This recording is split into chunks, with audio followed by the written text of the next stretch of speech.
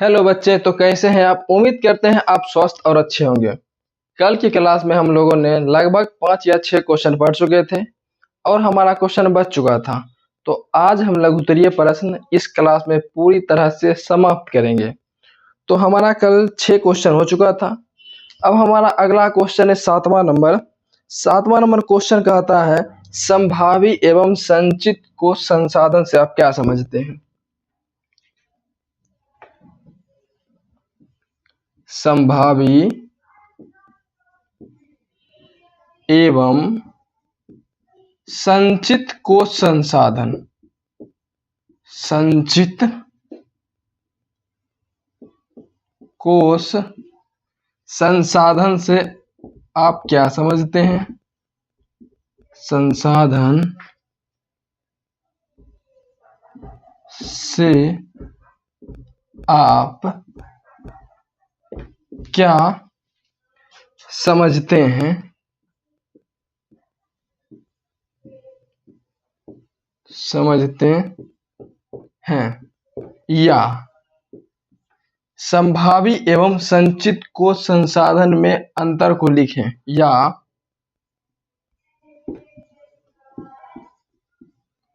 संभावी एवं संचित कोश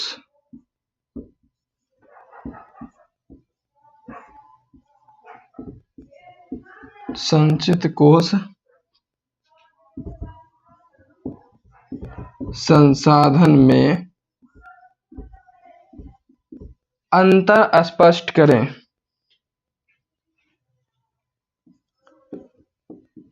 अंतर स्पष्ट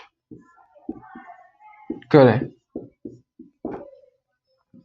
अब देखो बच्चे, या तो क्वेश्चन पूछ लेगा संभावी एवं संचित कोश संसाधन से आप क्या समझते हैं, या फिर आपसे पूछ लेगा संभावी और संचित कोश संसाधन में क्या अंतर है। अब हम सबसे पहले समझते हैं संभावी संसाधन। क्या समझते हैं, तो हम पहले समझेंगे बच्चों ये संभावी संसाधन क्या होता है।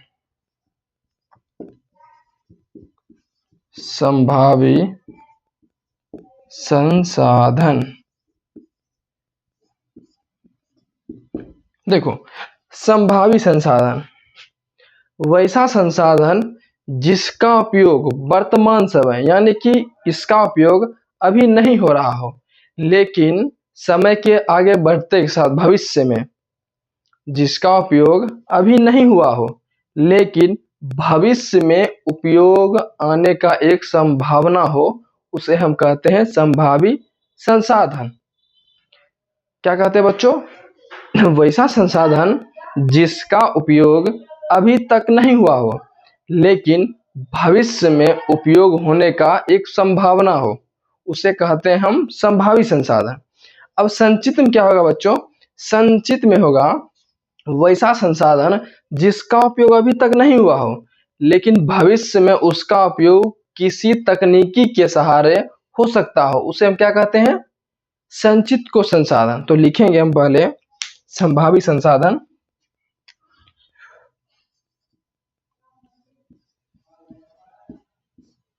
वैसा संसाधन जिसका उपयोग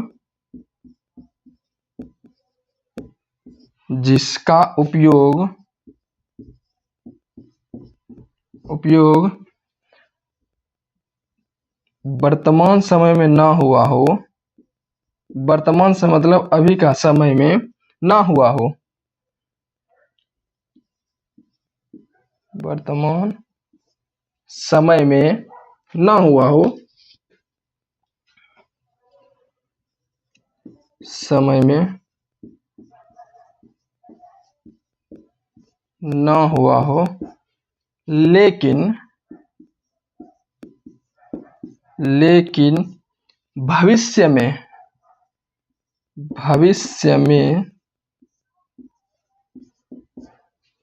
उपयोग होने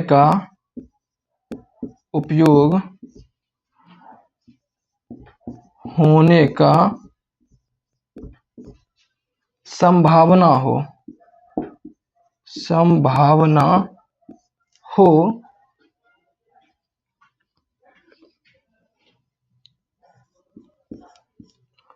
उसे क्या कहते हैं? उसे बच्चों हम कहते हैं संभावी संसाधन। संभावी संसाधन कहते हैं।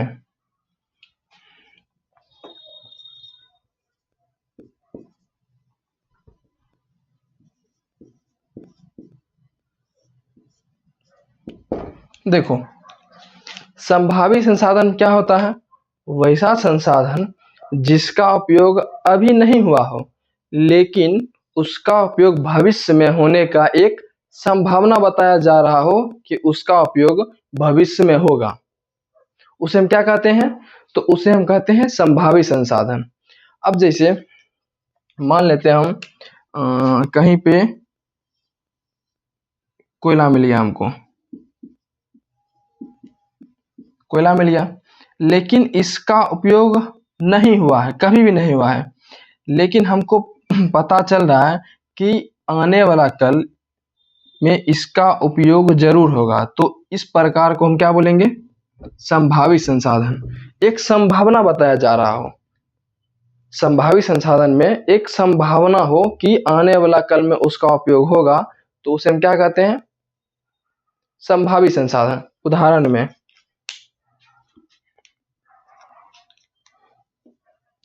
उदाहरण हो जाएगा हिमालय पर्वत का खनिज। हिमालय पर्वत का खनिज, इसका क्या है बच्चों? इसका एक संभावना है कि यह आने वाला कल में इसका उपयोग किया जा सकता है। अब इसके बाद हमारा क्या है? संचित को संसाधन। अब हम लिखेंगे यहां संचित को संसाधन।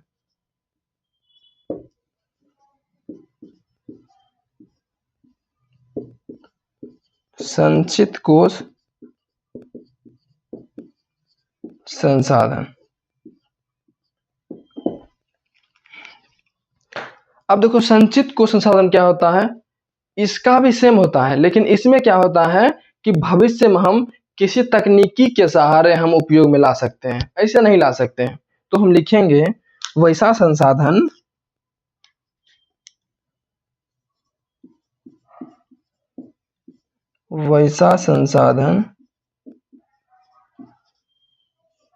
जिसका उपयोग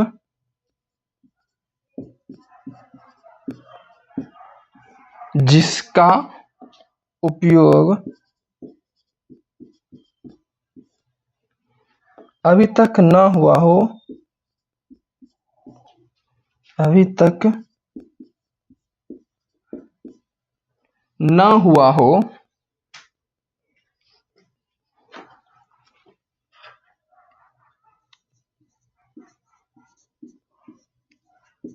न हुआ हो, लेकिन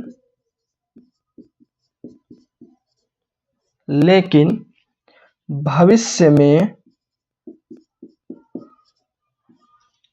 में तकनीकी के सहारे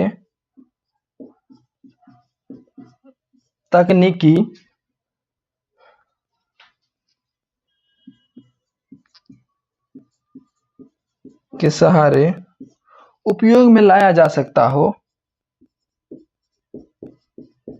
उपयोग में लाया जा सकता हो, में लाया जा सकता हो,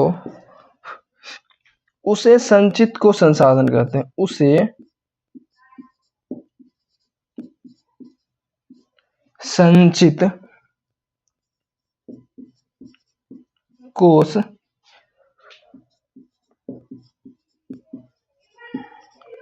संसाधन कहते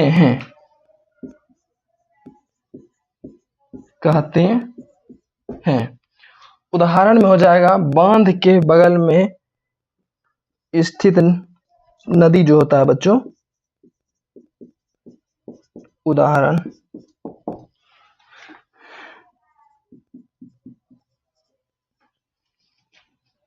बांध किनारे स्थित नदी या जल।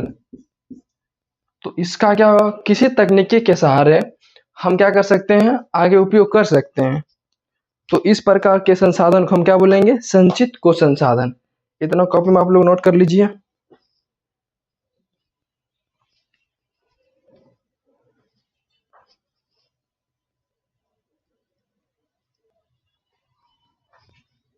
चलो बच्चों, अब देखो हमारा अगला क्वेश्चन है, सतत विकास किसे कहते हैं, या सतत विकास से आप क्या समझते हैं।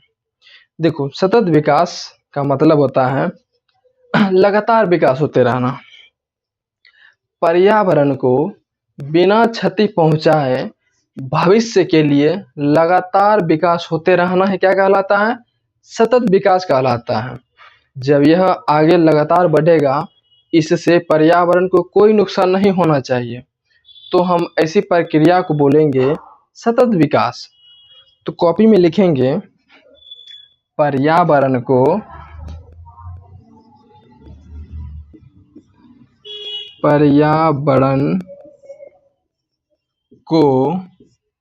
बिना क्षति पहुंचाए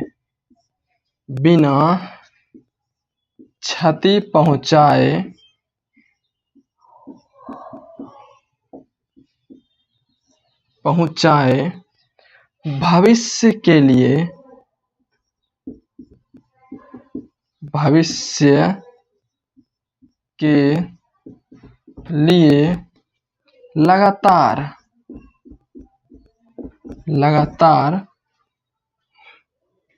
विकास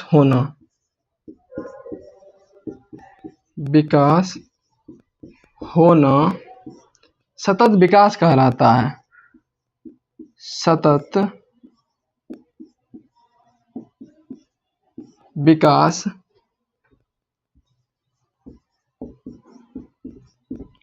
कहलाता है। उदाहरण ऑक्सीजन,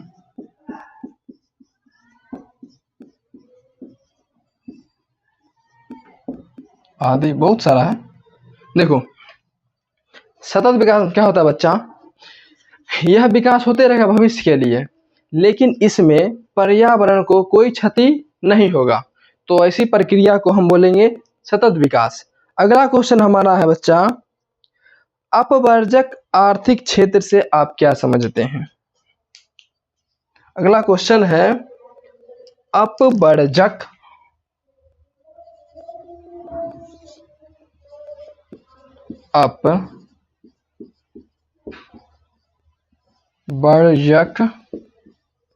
आर्थिक क्षेत्र से आप क्या समझते हैं। क्षेत्र से आप क्या समझते हैं, या पूछ सकता है बिहार बोर्ड, अपवर्जक आर्थिक क्षेत्र हम किसे कहते हैं। तो देखो, यहाँ जैसे मान के चलो ये किसी देश का तट रेखा है, यह देश का अंतिम रेखा है। जैसे मान लेते हैं भारत बना है, नीचे है, ये चलो भारत हम बना रहे हैं, ये चलो भारत का ये नीचा वाला है हिस्सा, ये भारत क्या है, नीचे वाला हिस्सा है। अब देखो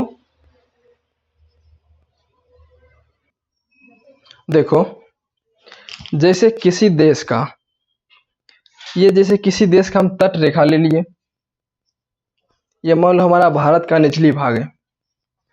अब देखो ये हमारा तट रेखा जो है, ये वाला या फिर ये वाला या फिर ये नीचे वाला, ये जो हमारा तट रेखा है, किसी देश का तट रेखा। अब इस जो रेखा है हमारा, ये रेखा से लेकर यहाँ तक का दूरी जो हमारा, यहाँ तक का दूरी 200 किलोमीटर है। कितना है बच्चा, 200 किलोमीटर। अब देखो ये जो हमारा तट रेखा है, और यहाँ से यहाँ तक का दूरी हमारा है 200 किलोमीटर। तो हम इस दूरी को क्या बोलेंगे? अपवर्जक आर्थिक क्षेत्र। क्या बोलेंगे बच्चों? अपवर्जक आर्थिक क्षेत्र। समझ गए? अब इसको चलो लिखते हैं कैसे है। लिखेंगे किसी देश के तटरेखा, किसी देश के तटरेखा, किसी देश के तटरेखा से 200 किलोमीटर, 200 किलोमीटर की दूरी तक का क्षेत्र, किसी देश के तटरेखा से 200 किलोमीटर की दूरी तक का क्षेत्र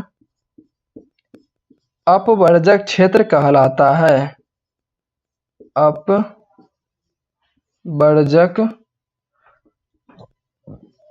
आर्थिक क्षेत्र कहलाता है। आर्थिक क्षेत्र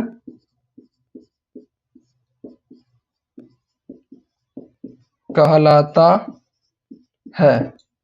समझ गए? जैसे ये कि कोई भी देश ले लो, ये चलो देश का लास्ट रेखा है जहां उसका देश समाप्त हो जाता है। अब जो देखो ये जो उसका जहां समाप्त हो गया देश, यहां से लेकर यहां तक का दूरी मान लो 200 किलोमीटर है।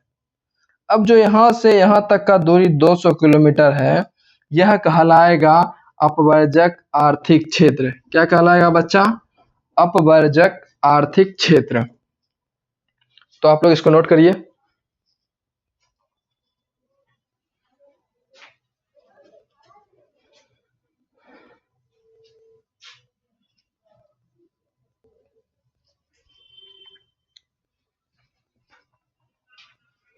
अब बच्चों हमारा अगला क्वेश्चन है, संसाधन के विकास में मनुष्य की क्या भूमिका है?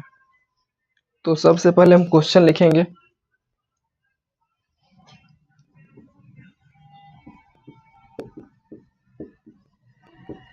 संसाधन की विकास में मनुष्य की क्या भूमिका है? कि क्या भूमिका है? भूमिका है। तो बच्चों देखो, संसाधन के विकास में मनुष्य की बहुत भूमिका है। अब कैसे? अगर मान लो संसाधन मानव नहीं होता तो क्या हमारे हाथ मार्कर होता? नहीं ना।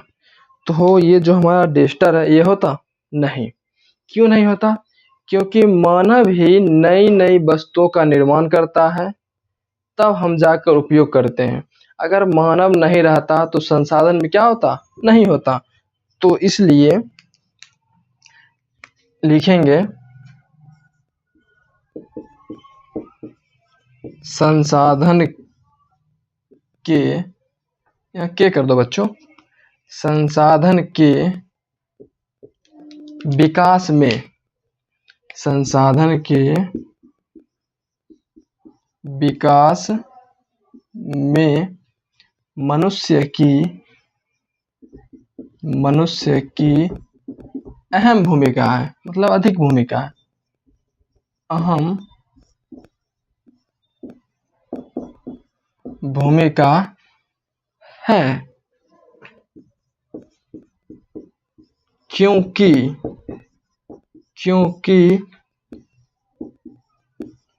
मानव ही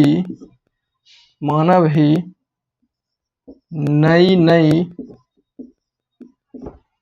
वस्तुओं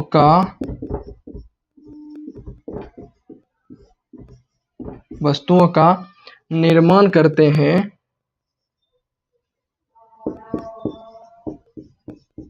निर्माण करते हैं।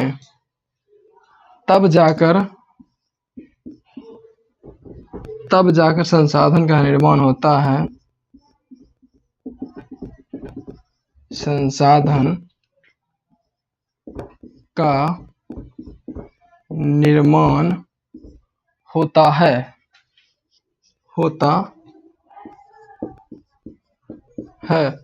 इसलिए संसाधन के लिए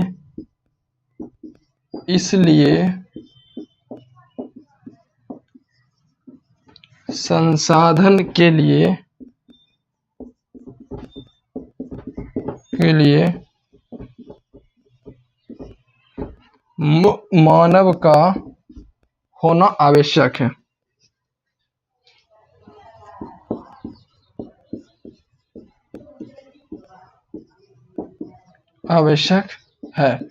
देखो बच्चों, अगर मानव नहीं होता, मनुष्य नहीं होता, तो ये जो नया नया संसाधन बनता है नहीं बन पाएगा। इसलिए संसाधन के निर्माण में मानव का होना अति आवश्यक है। तब जाकर हम क्या कर सकते हैं, संसाधन का नया नया आविष्कार कर सकते हैं।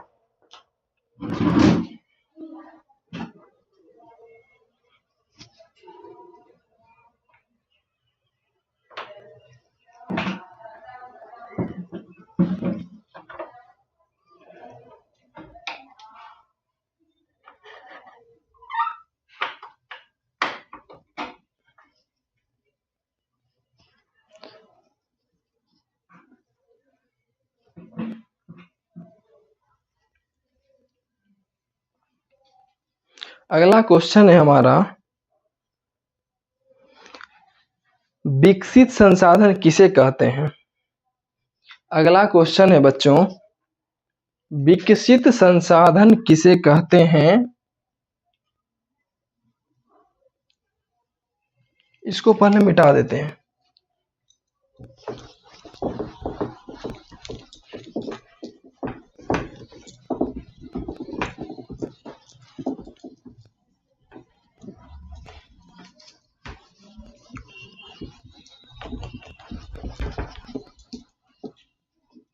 विकसित संसाधन किसे कहते हैं।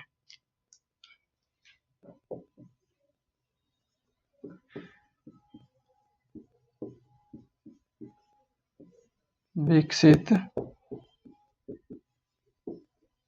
संसाधन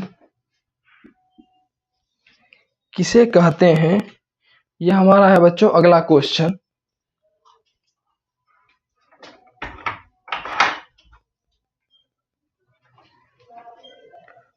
विकसित संसाधन किसे कहते हैं।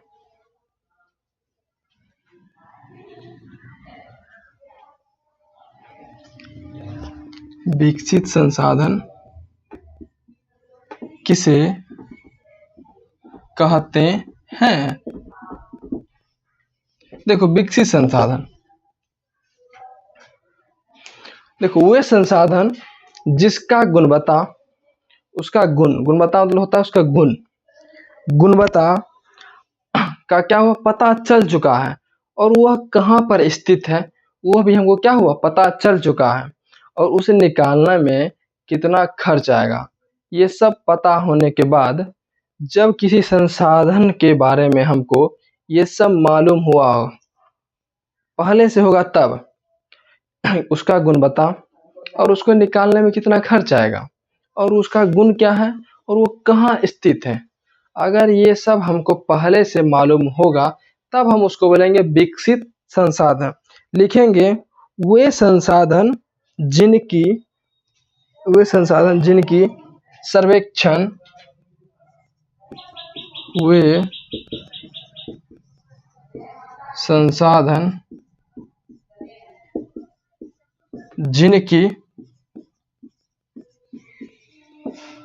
सर्वेक्षण मतलब पता चल चुका है, जिनका सर्वे मतलब उनके बारे में हमको पता चल चुका है, तो वे संसाधन जिनकी सर्वेक्षण हो चुका है यानी कि पता चल चुका है, वे संसाधन जिनकी सर्वेक्षण हो चुका है तथा वे संसाधन जिनकी सर्वेक्षण हो चुका है तथा उनका गुणवत्ता तथा उनका गुणवत्ता और मात्रा तथा उनका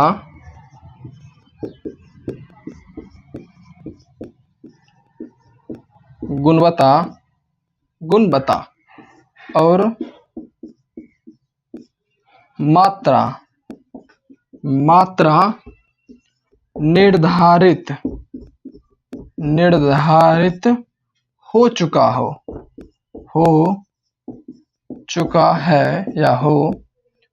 है उसे विकसित संसाधन कहते हैं।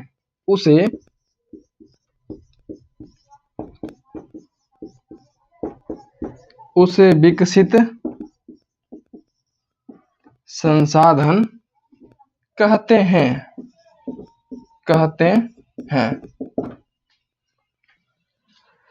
वैसा संसाधन जिसके बारे में हमको पहले से ही पता चल चुका है कि उसका गुण क्या है और उसको निकालने में कितना खर्चा आएगा और कहाँ पे मिलने वाला है, ये सब हमको पहले से ही पता होगा, तब हम उसको बोलेंगे विकसित संसाधन। अब अगला क्वेश्चन है बच्चों हमारा, उत्पत्ति के आधार पर संसाधन को कितने भागों में बांटा गया है।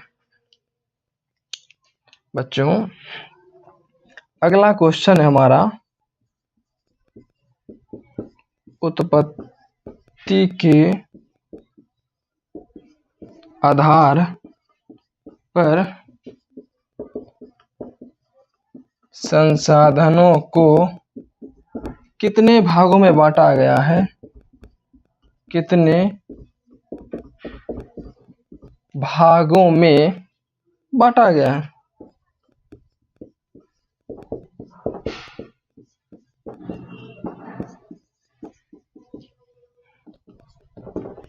देखो, उत्पत्ति के आधार पर संसाधन को दो भाग में बांटा गया है, एक जैव और दूसरा अजैव।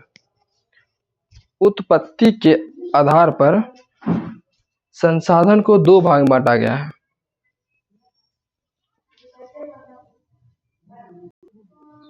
देखो, उत्पत्ति के आधार पर संसाधनों को दो भाग में बांटा गया है। पहला है हमारा जैव और दूसरा है हमारा अजैव। तो लिखेंगे उत्पत्ति के आधार पर संसाधन को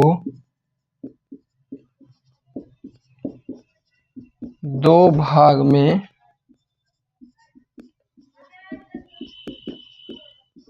बांटा गया है।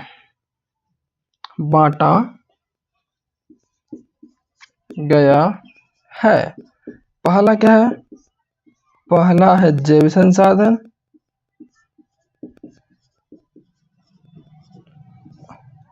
और दूसरा है हमारा है अजैव संसाधन। दूसरा क्या है बच्चा हमारा? अजैव। ये हो गया पहला और यहां हम लिख देते हैं दूसरा, अजैव संसाधन।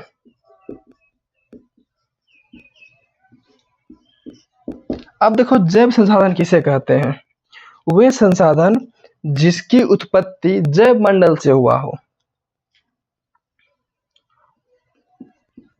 वे संसाधन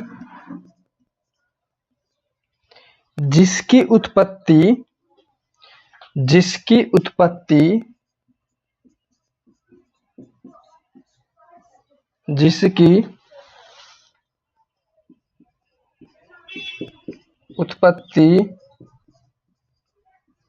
जीव मंडल से हुआ हो। जीव मंडल से हुआ हो, वह कहलाता है जैव संसाधन। उदाहरण में हो जाएगा बच्चा मनुष्य, वनस्पति, मत्स्य, मानव, मत्स्य, ये सब हो गया क्या? जैव संसाधन। और जैव संसाधन क्या होगा? वैसा संसाधन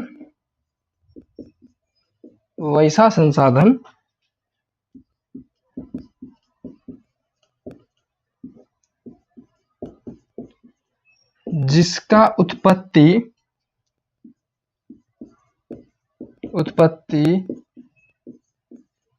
जीव मंडल से ना होकर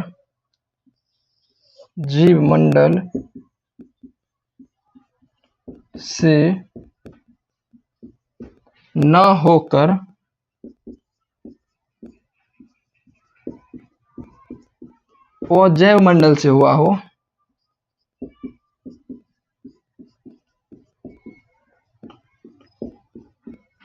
क्या कहलाता है वो कहलाता है अजैव संसाधन। उदाहरण में हो गया पेड़ पौधा,